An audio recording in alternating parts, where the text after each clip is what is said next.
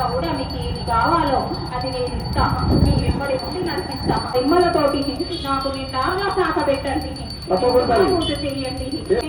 ఎవరికి ఎలాంటి దుర్బుద్ధి వచ్చినా గాని ఆలోచనలు రాకుండా నేను కాపాడుకుంటూ వస్తున్నా. వచ్చినా గాని నేను ఎవరికి ఎలాంటి శిక్ష ఇయ్యాలో ఆ శిక్ష ఇస్తూనే ఉన్నా కదరా.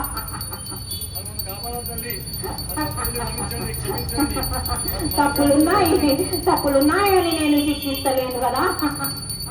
కడుపులో పెట్టి కాపాడుకుంటున్నా, వెళ్ళంటూ నేను నడిపిస్తున్నా.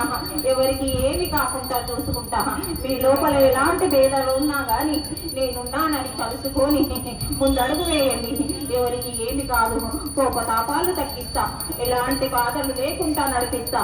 నన్ను కలిసిన వారికి నేను కొంగు బంగారం చేస్తా బాలుడా.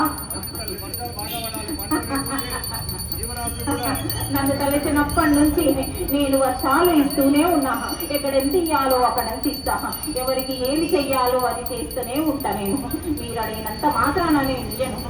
నాకు తెలుసు ఏ కాలము ఎట్లాంటిదో, ఏ కాలంలో ఏది జరగాలో అది జరుగుతూనే ఉంటది.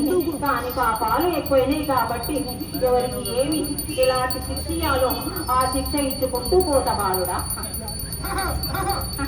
కానీ నాకు 5 వారాలు శుక్రవారము ఎవరికి ఏమి జరగకుండా ఫస్ట్ బొట్లు ఇచ్చుకొని నాకు నిండార్ల సాకలు పోసి నాకు మారు బోనలు చేసి శాంతి పూజ చేసి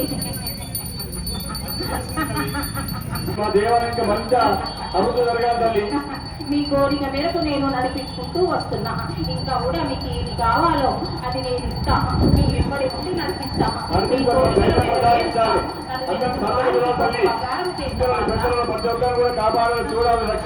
కాపాడుతా. కానీ ఎవరికి ఎలాంటి రోగం వచ్చినా కానీ ఫస్ట్ ముందుగా ఔషధము తీసుకొని తర్వాత నన్ను కలిసినాక ఔషధము తీసుకోండి.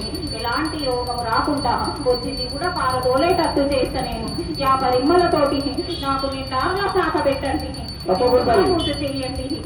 కుంకుమలు పెట్టుకొని రైతులందరూ వచ్చి నా గుడి లోపల హారతి ఇవ్వాలి. ఇంట్లో ఎలాంటి నష్టాలు రాకుండా గండాలు లేకుండా చూసుకుంటూ వస్తా బాగా.